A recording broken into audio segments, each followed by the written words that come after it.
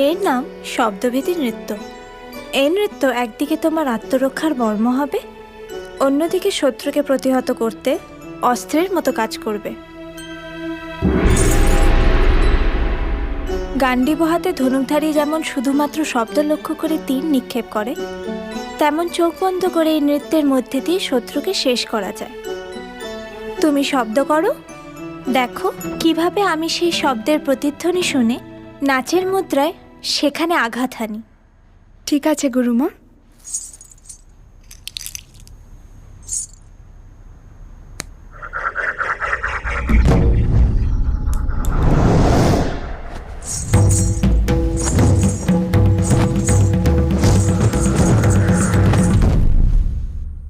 এইভাবে শত্রুর পায়ের আওয়াজ শুনে তুমি চোখ বন্ধ করে তাকে আঘাত করতে পারো।